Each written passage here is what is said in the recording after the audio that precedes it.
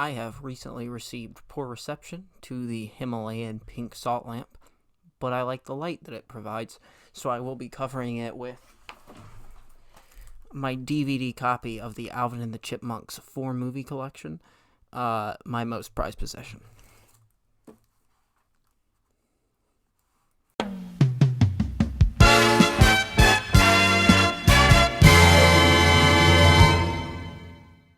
Hi, I'm Evan Peters' evil twin, and buckle up, because this video might take 2 full Quibis.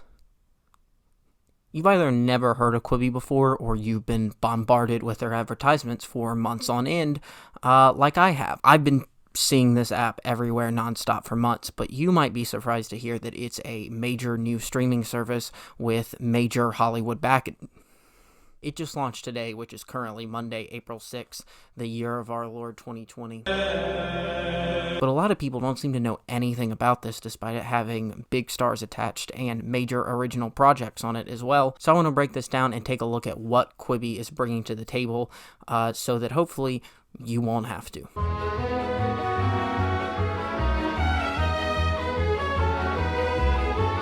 So Quibi is a mobile-only streaming platform. It's available on mobile phones and nowhere else. No computers, no set boxes like Apple TVs and etc. Meaning that it's exclusively formatted for the mobile platform as well. That means it's meant to work in portrait and landscape mode, and the length, the content is generally meant to be shorter and consumed in smaller bites, like you would when you're out on your phone.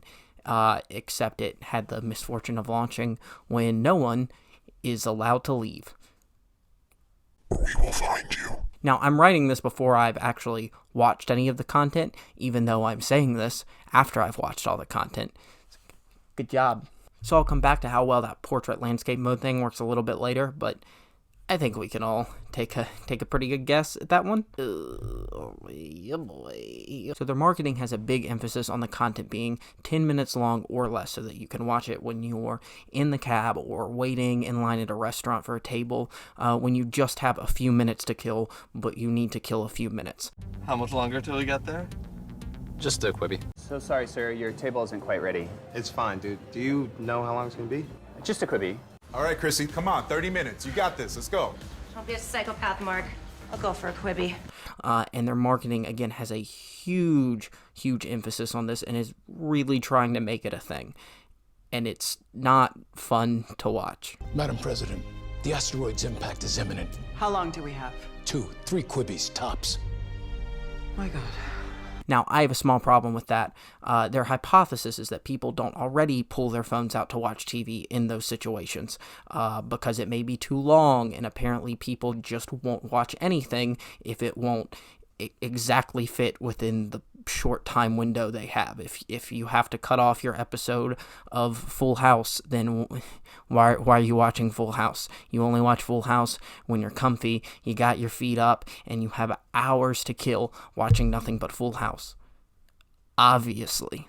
Now, you can make the argument that, well, no one wants to sit and watch an episode of Game of Thrones or something more relevant than Game of Thrones while they're at the doctor's office, something that they have to be super invested in, that they need to focus on. So Quibi is focusing on light and breezy content that is more suited for those scenarios, something you can just use to kill time with, but at the same time has a big budget behind it and major talent behind it as well. Stuff that you can really always be in the right mindset for wherever you are, which is why it's only on phones. However, there's one small problem with that, and that's that's not what they're doing for the most part. Now, there is a fair amount of content on the platform that is like that, but where a lot of their money, focus, and attention is going is towards their scripted dramas that they have that are exactly like what I just mentioned. So I'm not really sure what they're going for there. And while you can say that YouTube really already kind of fills that hole that I mentioned earlier of time filler content for most people that you can just watch when you have a couple minutes to spare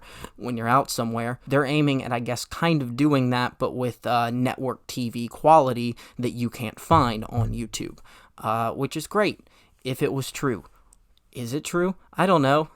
We'll find out. Anyways, maybe I'm alone in how nonsensical and just dumb this seems to me, because it plans to spend $1.1 billion on original content this year and has major backing from major corporate investors like Disney, Sony, NBC, Warner Media, and a lot more. So somebody thinks this can work. But all this is to say as well that this isn't just some crack house vibe streaming app. This is Hollywood. This is Hollywood trying to make this content, not an outsider trying to subvert it and do their own indie project. This is Hollywood trying to just expand Hollywood, and there's a lot of real money and power behind it.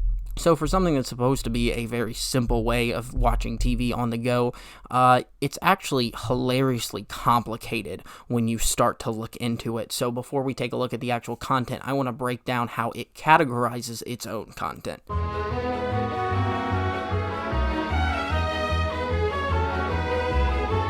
Now, Quibi is broken down into 3 different categories. The first is what is called Daily Essentials, which consist of stuff like new shows or almost professional YouTube-esque content from places like CBS, NBC, Polygon, ESPN, BBC, Rotten Tomatoes, the list goes on. It's a very long one, so we're not really going to take a look at any of that. It's typical stuff you could find on platforms like Instagram and Snapchat for some reason, if you still use that for some reason, but there's a lot of it, and it's supposed to be uploaded daily. It's really just to pad the platform out, basically. It's so that they can say, well, we have 7,000 episodes a year, but 4,000 of them is just this. So we're not really going to spend any time on that. The second category is unscripted and documentaries, which consist of stuff like reality shows, game shows, and documentaries, stuff like that. A lot of what you may find on daytime television as well. Again, it feels like more padding. There's some that isn't, but a lot of it does feel like that. It launched with about 20 of these, and it covers a wide array of topics. So we'll look at just a couple, but it makes up the bulk of the real shows on the platform. The third and final category is the scripted shows, which it labels itself as movies in chapters, which is a very interesting thing to call it. So we're gonna come back to that term a little bit later and talk about that. It launched with only 4 of these series, with more on the way even just in the month of April, but a lot later this year as well. So along with those, Quibi has a lot of upcoming shows, like I just mentioned. This thing has, again, major Hollywood backing behind it, and you can tell by how hard they're going for it. They've snapped up a wide array of topics, and again, there's too many to cover, but I want to hit just a few real quick that I think are worth mentioning, because it really highlights how bizarre this platform and its content is. Later this month, we've got a remake of The Fugitive coming.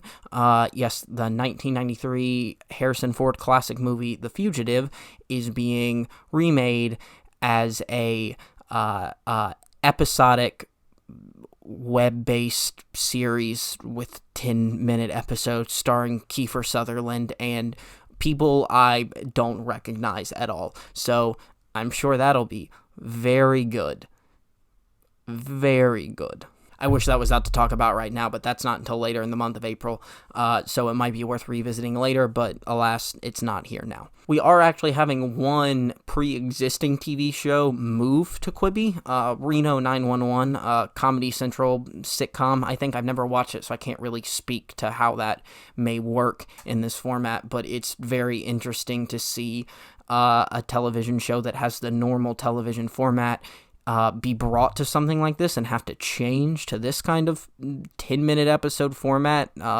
With a Comedy Central show, maybe that will work, but I couldn't tell you. That doesn't come out until later in the year either, but its 7th season is going to air on Quibi, which is just weird, but all right. There are also more remakes of movies, including How to Lose a Guy in 10 Days and Varsity Blues. There's also an adaptation of the Junji Ito, definitely said that right, horror manga Tomy, again, I'm very good at pronouncing things. There's also an untitled Ice Cube heist series, which just by the name, of course, is going to be a slam dunk, 10 out of 10. Chef's kiss. Can't wait for that. And then Spielberg's After Dark, which is a horror series written and created by Steven Spielberg that you will only be able to watch after the sun sets. It will only be available on the app to watch when it's dark. So that's weird. And I guarantee you by the time that this comes out, nobody will be talking about this app. Partly because nobody's talking about it now. So that seems like just a move for publicity that's not going to pan out well. All right, now that you're familiar with what Quibi actually is, let's dive into some of the actual original content that has launched with the app.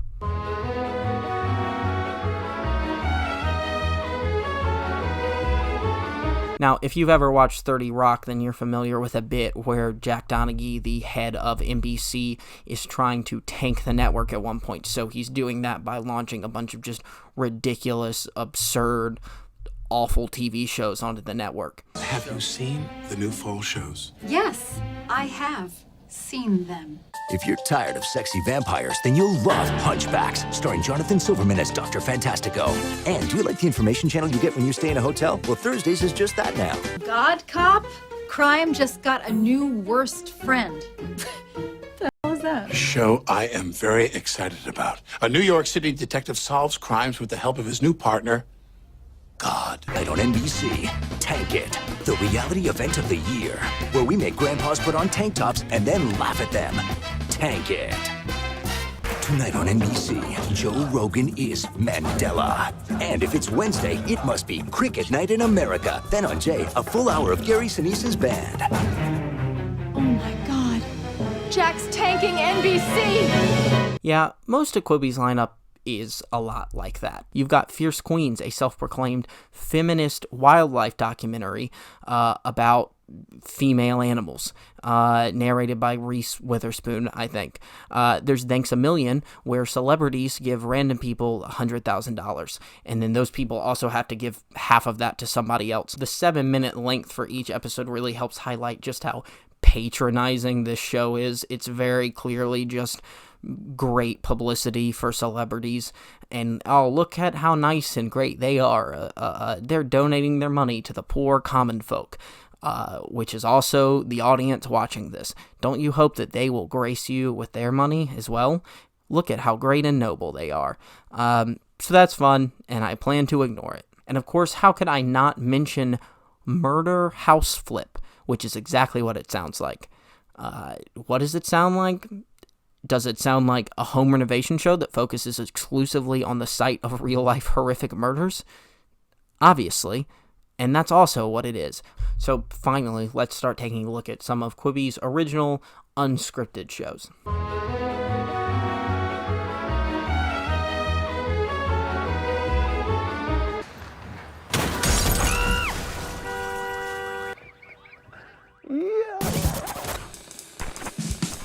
Punk'd is a prank TV show reboot of the Ashton Kutcher Show, hosted by Chance the Rapper, the man known for making money doing anything except rapping.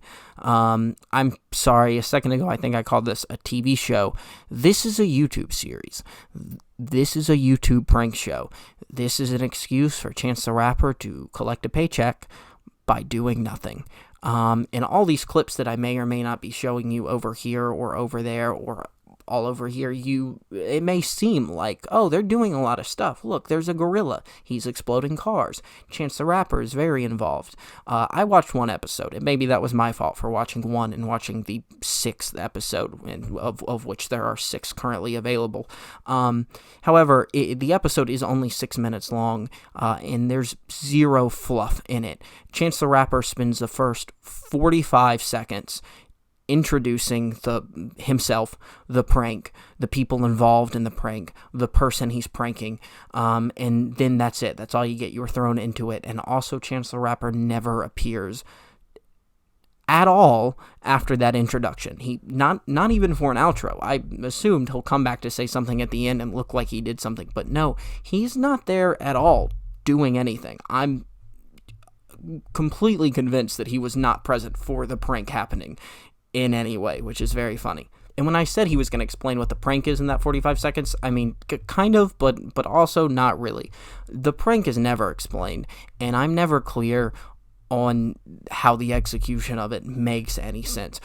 And I'm not going to spend a lot of time on it because it's really not interesting either. I picked the episode that where they prank, Addison Rae, who is a TikTok influencer that lives in the Hype House, a house where a bunch of TikTokers live. And that's all we're going to say about that. Honestly, this was just boring. She was a part of some photo shoot, and some woman that was there next to the director, it's never explained who she's actually supposed to be, but she's the antagonist of this prank. She's a mom that gets her kid to meet the influencer, and I guess wants her kid to be an influencer like them, and is just kind of a jerk. And that's it. That's the whole prank. She's a jerk to her fake kid, and just kind of tries to make things awkward and uncomfortable. It was really just a boring, typical YouTube prank video. There were cutaways to over-exaggerated reactions, to nothing really happening, a prank that had no real logic to it, and did not really work at all, and was probably still fake anyways. It had everything. It was just awkward. It was boring. There's nothing even worth talking about here. Punk'd is bad. It's not worth talking about. Let's move on. All rise to the honorable Judge Chrissy Teigen. The people are real. The cases are real. And the judgments are legally binding. All right, next up is Chrissy's Court, a daytime TV court show hosted by model Chrissy Teigen, who you probably know as the co-host of Lip Sync Battle with LL Cool J on the Paramount Network. Everyone's favorite Paramount Network. You buffoon. This is one of the most uncomfortable shows I've ever seen in my life. This is supposed to be a real court show with, I checked, legally binding rulings by the judge, Chrissy Teigen, who is, of course, not qualified in any way to be a judge. So it's also supposed to be a comedy. It ends up being uncomfortable because these are real people with real kind of real, I mean, they're real problems, but I don't know if you can call them problems, but there is real monetary repercussions of these rulings. But it's very bizarre. They didn't even, I honestly would have rather them try to add in fake laughter and applause, because it's genuinely pathetic at how quiet the laughter and applause is. It seems like there's enough people in the room to make a fair amount of laughter and applause. Maybe there's not, but there's very little, so it ends up being very uncomfortable. Did I mention that there's no background music of any kind, so you're just getting the audio from the room, and so you just hear this can just... That's it. It's that exact volume, maybe just 5 more of those. That's it. So there ends up just being this massive tonal inconsistency with the show, where they're supposed to be dealing with kind of serious problems, but they're playing it all off for laughs, but not funny laughs. Of course, it's not funny at all. It's very not funny. I cannot stress that enough. The case I watched had an old restaurant owner or performer. Again, the show is confusing and doesn't really explain much of what's going on, so I'm a little unclear on the details myself, and I had to watch it like 5 times for this video. So anyways, there's an old guy who is suing a younger guy who comes in to order takeout for the restaurant, I guess, and asked the old restaurant owner to play rap music, and the boomer makes a big point of how funny he was for telling him, I've got your rap, it's just crap without the C. Ha ha ha ha, I'm so funny and out of touch, look at me. And then I guess he was scared. He claims like the younger guy made a move on him or something, or like did something like threatening, but not actually touched him or go to touch him, just kind of moved in a threatening way, which made him bump into his expensive speaker behind him and fall on the floor and break, and now he's suing him for the $1,000 that it would take to replace that speaker. I don't understand it either. But I don't understand any of this, so it's about par for the course. Anyways, her expert music consultant, which is just her husband, John Legend, so yes, they're both getting a paycheck for this, comes in to do funny haha reenactments with the plaintiff and the defendant, even though they both say multiple times, "Why are you laughing? This isn't funny." So it's, again, very uncomfortable. So they do that, and then Chrissy Teigen rules in favor of the plaintiff, the old man, because, and I quote, hold on, I gotta get this right, "You don't go up to an entertainer in a restaurant and ask for rap music. You should know that." And again, I'm not defending any part of the situation because none of it makes any sense, but that happens. Now, she does say, "I'm also just going to pay the fee myself," so it's like everyone wins, so there's no real monetary repercussions, so I can be funny. But that didn't make any of it less tonally inconsistent and uncomfortable anyways, but I guess at least she did pay the fine herself, whatever. So I guess this is just trying to be a more lighthearted take on a courtroom show, but those things just don't seem to go together to me, so I don't know why this exists. The episodes are, again, 6 minutes, but it's once again way too boring to be an effective time killer. Next.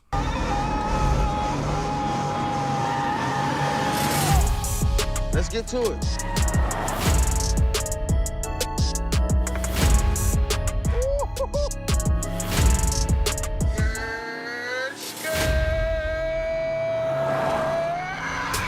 Skirt with Offset is something that I can only describe as a modern masterpiece.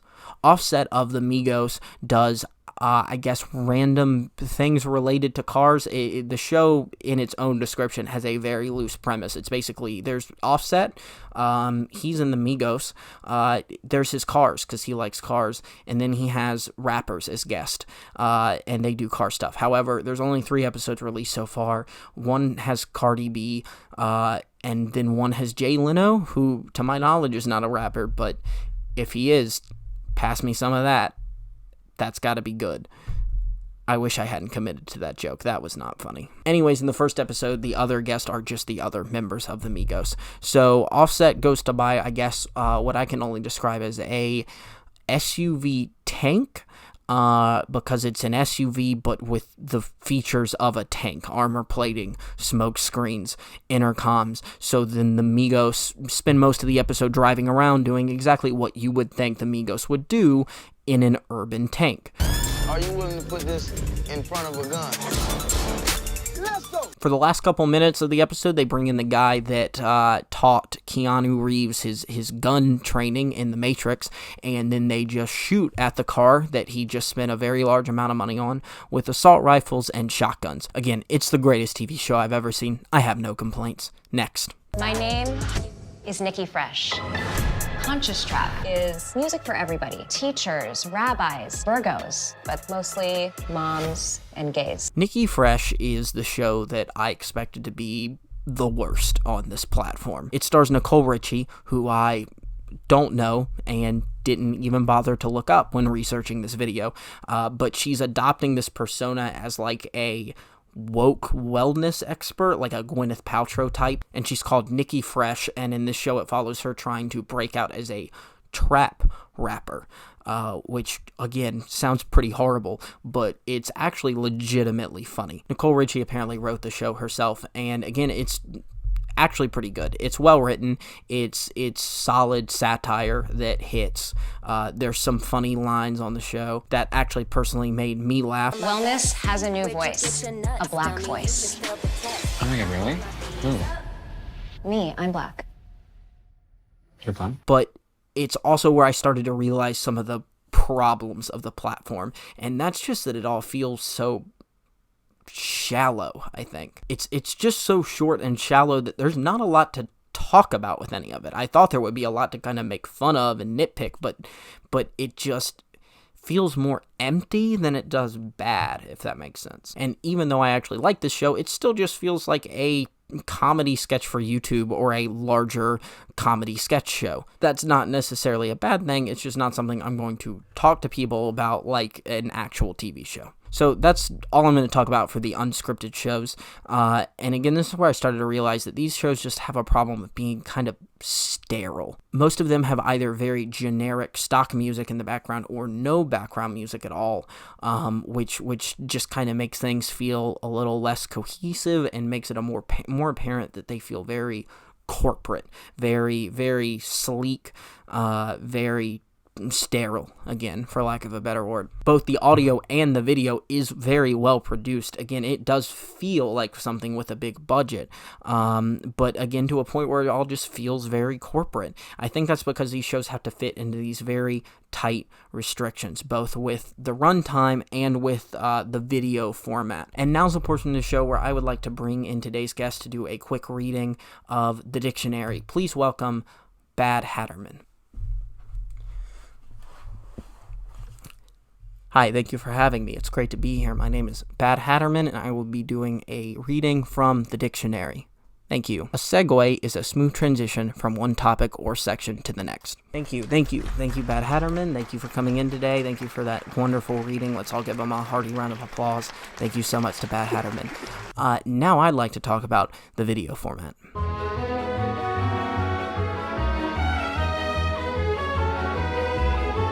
So like I said earlier, these shows are supposed to work when viewed in both portrait and landscape mode on your phone. And now there's no fancy tricks here. It's just you turn your phone and you see a cropped portion of what you were viewing in portrait mode. Because of that, these shows have to limit their shots and the amount of interesting things on the screen and where they are to basically one section at a time. Sometimes it will cut to a different portion of the screen when it has to when you're in portrait mode, when you can normally see both of those things on landscape, but that's limited. Normally it just has to limit the amount of interesting things happening to one section of the screen. Now, they did clearly take their time to make sure that every shot of every episode of every show on the platform works when in that mode, that they're showing the right thing in portrait mode. They didn't just slap that option on there and call it a day, but you can see how that's very limiting to a piece of media. It gives you very little to work with stylistically when composing a shot. Now, for these reality shows we've been watching so far, it's honestly not a huge deal because there's not a lot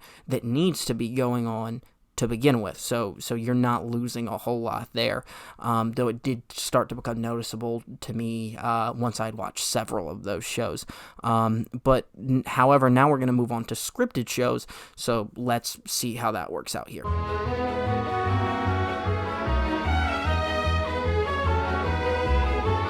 So this is supposed to be the meat of the platform, despite being the smallest category by far and only consisting of 4 shows at launch. In an interview with The Verge, founder, Jeffrey Katzenberg says, these are the things that people will talk about. This is what's going to get people talking about the platform. He describes them as movies in chapters, which I mentioned earlier, and that term is important. Rather than being designed like what we used to call back in the day webisodes, shows that were meant to be short-form content, Quibi views these shows as long-form content, actual movies just broken up into short chapters. Now, I've compared this stuff to YouTube videos in the past a couple times, and that's not a comparison that they're unfamiliar with. Katzenberg went on to say that what HBO was to network TV, Quibi is supposed to be like to social networks like Instagram and YouTube. He says they're making content at $100 a minute, we're making content at $100,000 a minute, which is technically true. The money they've spent on this is honestly outrageous, and most of it probably went to cocaine. That doesn't make it good. Now, I am genuinely confused by what the release schedule of these Quibi shows is supposed to be. It seems to be different for just about everything, but for most of these, or all of these scripted shows, since there's only 4, they've released the first 3 or 4 episodes right now at launch, and maybe they come out weekly or daily. I don't completely understand, but what I read is that they're supposed to just dump them out in whatever time span, and there's tons of them coming out throughout the year. So they maybe not last week, so maybe they are daily, I don't know. But there will be a lot of them constantly coming, which is probably why it's only launched with 4. However, I'm going to continue talking about and watching just one episode of each show, rather than all of what's available right now because I don't have time to review each of the available shows right now, and instead what I'm focusing on is the format that the platform is so desperately trying to push and make a thing. So I want to view them and talk about them within that bubble and see how well these shows do one episode apiece. Is this it for us? We're destined to be two people with vision living amongst the blind? This is not our destiny, Cricket. What? Whoa, what is this? We're looking for Home Renovation TV's next dynamic duo. Flipped is Quibi's one scripted comedy, and tonally it fits somewhere between a Fox sitcom and a little bit edgier FX show like Always Sunny, of which Caitlin Olsen stars here as well, alongside Will Forte. They play a trashy married couple that get fired from their jobs and decide that they're going to flip houses or start a house flipping show or something. I'm very sorry, but I'm so fuzzy on all the details of all these shows because they do a terrible job of explaining them themselves that most of them just kind of feel like nonsense. This one is semi-cohesive, but you can tell how rushed it is because they have to fit not only the introduction, but a real episode into this first episode. Later shows we'll get on down the line don't do that, and it creates a different problem we'll talk about later. Now, it's not a bad premise by any means, and the first 3 episodes will probably be an at least halfway decent network TV pilot, but it's here where the platform's problems really come into view and really started to become apparent more and more to me. And what's happening here is that they're bending over backwards to make every rejected Hollywood script that they could get their wallets on fit into this very restrictive, mobile-friendly box. Now, it is mostly competent, but it just feels off, and that's what all these shows have felt. It's very hard for me to put my finger on it, but it feels off.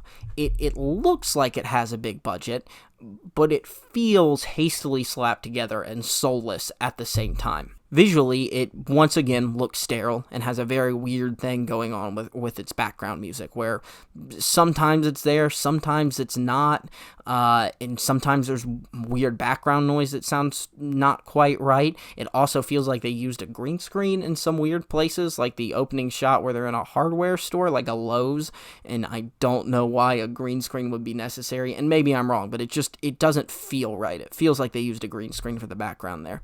Now, to make sure that it will work in both portrait and landscape mode, it favors these long static shots. There is some movement in there, but it's mostly just these long static shots that ironically make an 8-minute episode very boring. But that ties into what I said earlier. By Quibi's own admission, these aren't TV shows. These are movies in chapters. It's meant to be an open and shut story with a beginning and an end, possibly some setup for more seasons in the future, but some are supposed to be self-contained as well. And there's just not enough here for a full movie, because it's not meant to fit like a sitcom format. It's meant to fit a movie format, which we don't have time to sit here and explain how those two things are different. But there's just not enough for that movie. The whole thing ends up feeling very stretched out. And again, I only watched one 8-minute episode. An 8-minute episode of what's supposed to be at least 120 minutes felt stretched out. That's not a good sign. I honestly never thought that I could be so bored with something that's literally been designed to cater to people like myself with short attention spans. All in all, the show itself is fine. It's not that bad, but the more competent that these shows get, the more apparent it becomes that the problem here is really the platform. It's the platform and the format, and these are two things that are not going away. The summer of 1995 was the hottest summer in years. Most people aren't aware of the exact moment when they lose their innocence. It usually happens slowly. But for me, it was all at once. So the first episode of When the Streetlights Go On, which is a title I can't remember without looking at my notes, is 9 minutes long, and it spends the first minute and a half on a very long, very boring info dump monologue that I cannot remember a single thing from to save my life.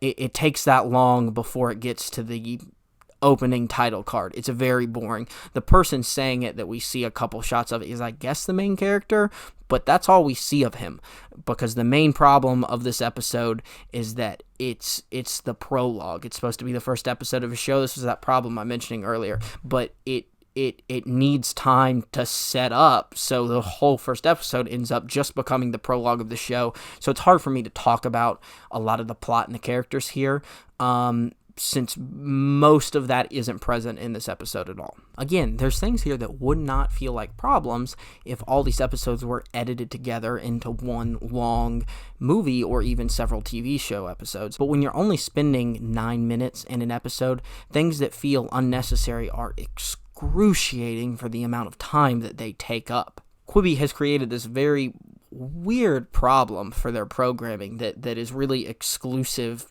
to Quibi, that I don't really see being able to improve because it's kind of inherent to their model. Anyways, the show's just Riverdale, right down to it starting with a minor having an affair with a teacher. It's laughably Riverdale taking place in the year 1995. And if you've seen Goliath, you know that no one plays a subtle sleazeball better than Mark Duplass, but that does not work in this show's favor when you're watching him talk about leaving his wife and making out with this girl that looks no older than 16. It feels too creepy. However, that's not really a long-standing problem for the show, because they both get murdered immediately. Spoiler alert. Now, this is by far the most well-produced show on the platform that I've seen. It feels like a real show. It feels like it could really be on the CW and be fine for the CW, and that is a compliment in this case for Quibi. For the first time, I feel like I'm watching a real show on this platform that has potential despite still being hindered by being split up into these short chapters. But that's really all there is to say about this, so let's move on. I make possible man's innate desire to be challenged in a highly intense sport, hunting. You'd want them to hunt me?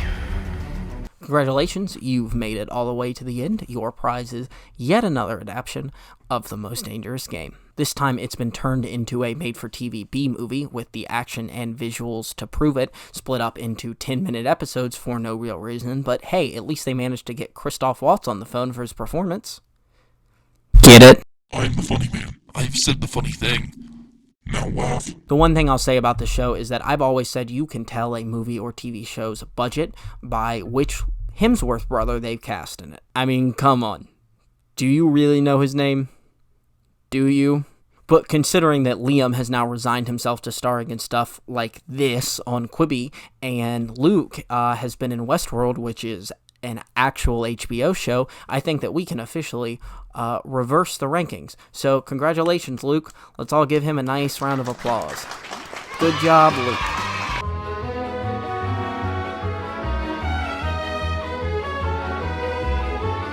In conclusion, I just don't think these things work as short episodes. It's hard to pinpoint exactly what the problem is here for me. I'm just not finding the right words, except that all of the problems that these shows have all lead back to the format and the platform themselves. In my opinion, it's just not worth it. There's just no real point or reason to it. Are you really more likely to pull out Quibi in the doctor's office and watch an 8-minute action thriller than you are Netflix or Hulu and watch part of a sitcom episode that you actually like just because the Quibi show technically fit into that small window of time better? My answer personally is no. I will probably never return to this app unless it's to talk more about how bland and ridiculous their shows are as more get released. It didn't even give me something that's fun to make fun of. It just made me sad and depressed. But hey, what else is new? Anyways, even the stuff here that I enjoyed was really nothing more than just a novelty that I have no real desire to return to, unfortunately, so I guess that's that. Except for Eric Andre's American Rapper Warrior, which is apparently a real thing coming, they can have all the money that I have so that I can watch that show. Thank you, Quibi.